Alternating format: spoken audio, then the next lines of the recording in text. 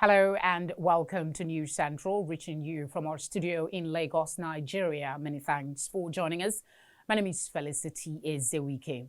African headlines begin in East Africa, where a Rwandan businessman has been assassinated in Matola municipality, few kilometers outside the Mozambican capital, Maputo.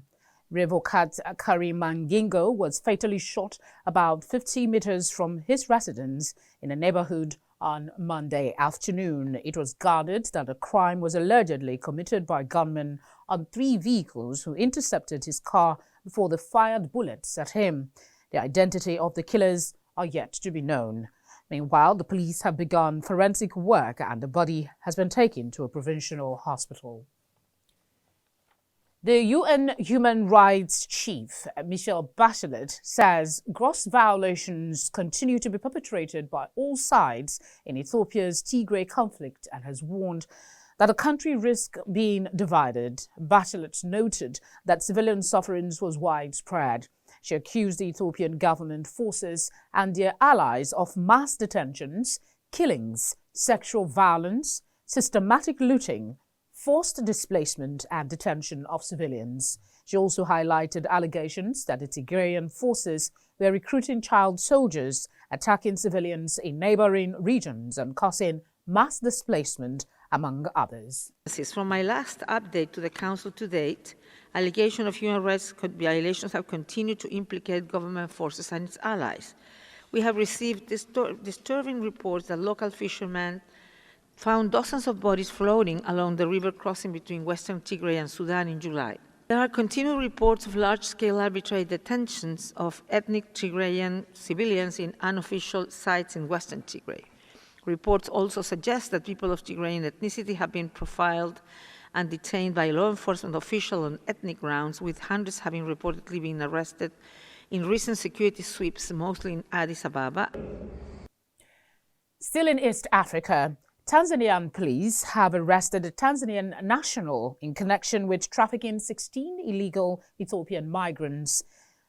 Ulrich Amatia, the Mbaye regional police commander, identified the suspect as 30-year-old Yohana Adam, a resident of Kasumulu in the country's Southern Highlands district of Kiela in Mbeya region. Matia says the suspect was arrested on Sunday evening as he was ferrying the illegal migrants to South Africa via Malawi. He says the Ethiopians were being ferried in a vehicle driven by the suspect, adding that most of the Ethiopians are young men aged between 11 and 18 years old. Staying in the region, Ugandan authorities have dropped money laundering charges against Nicholas Opio, the East African country's most prominent human rights lawyer. This ends a saga that triggered a global outcry, even as concerns grow over Kampala's crackdown on civil society. The arrest last December of Opio, an outspoken government critic, was widely seen as a politically motivated move and sparked global condemnation. United States and EU diplomats attended Opio's court hearings. Police had originally charged him with money laundering in connection with a donation of $340,000 from a U.S. charity to Chapter 4, a prominent legal organization headed by Opio. But Uganda's top prosecutor says she has decided to discontinue proceedings against Opio, prompting Principal Magistrate Moses Mabenda to order an end to the trial. From the east, we move to the west, where officials in Burkina Faso say an ambush on a military convoy escorting fuel tankers from a gold mine near the border with Niger has left 6 officers dead. 7 people were wounded after what the regional government in eastern Burkina Faso described as an attack by suspected militants. 2 years ago, 39 people were killed when a convoy of vehicles from the same mine was targeted. Since 2015, trucks in the country by groups linked to the Islamic State group and Al-Qaeda have killed more than 1,500 people and displaced over 1 million others.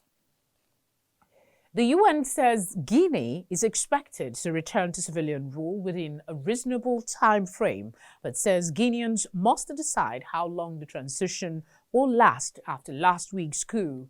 The UN Secretary General's Special Representative for West Africa and the Sahel, Mohamed Saleh Al-Nadif, made this known while giving an update on the situation in Guinea. Nous voulons une durée raisonnable. Mais la durée raisonnable dépend des Guinéens eux-mêmes, parce que je voudrais toujours dire et le répéter, que quel que soit l'accompagnement, quel que soit le soutien de la communauté internationale, l'avenir de la Guinée, c'est entre les mains des Guinéens eux-mêmes. Nous plaçons beaucoup d'espoir sur les concertations interguinéennes qui vont commencer à partir de demain. Nous avons rencontré effectivement le président Alpha Condé. Nous nous sommes assurés de sa sécurité, de sa santé. Il se porte bien.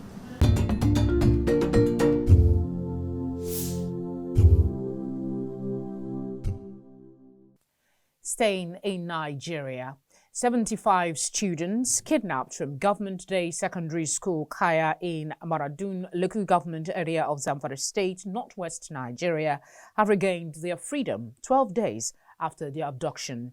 Following their release in undisclosed circumstances, the students and a teacher were received by Governor Bello Matawale at the government house in Gusau. Over the past few months, several cases of kidnapping have been recorded in the northeast part of the country, with most of them targeted at schools. A bit of politics now. Nigeria's ruling party, the All Progressive Congress APC, has scheduled its state congresses for October 2.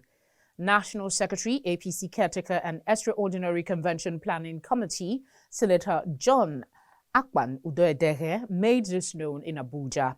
Akpan Udoedere said that the party will begin sale of forms for the congresses on Wednesday, September 15. The party's leadership had called on members, including those aggrieved following the outcome of the congresses, to channel their complaints for redress through constituted channels. We head to North Africa, where Israel's Prime Minister Naftali Bennett has made an official trip to Egypt for the first time in a decade. Bennett described his talks with the Egyptian President Abdel Fattah al-Sisi as important and fruitful. According to Egyptian authorities, issues discussed include regional matters and ways to revive the Israeli-Palestinian peace process.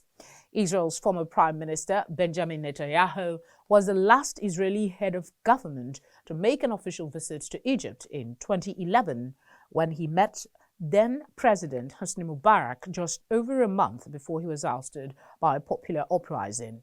Back in 1979, Egypt became the first Arab country to sign a peace treaty with Israel.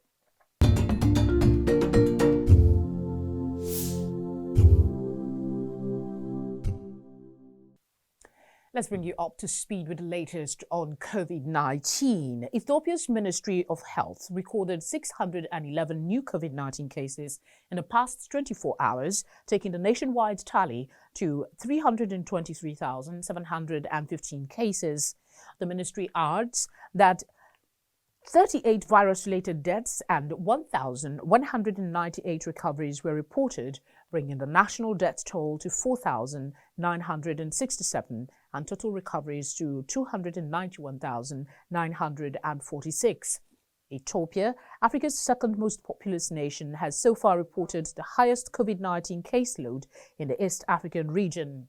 Ethiopia is among the countries hardest hit by COVID-19 in Africa, following South Africa, Morocco, Tunisia, and Libya. The United States government has committed to support Tanzania's efforts in its fight against COVID-19 pandemic by strengthening management of the pandemic cases in referral hospitals. The support is expected to be channeled through the U.S. Agency for International Development, USAID. On July 24, Tanzania received the first batch of over 1 million doses of the Johnson & Johnson vaccine donated by the U.S. government through the COVAX arrangement.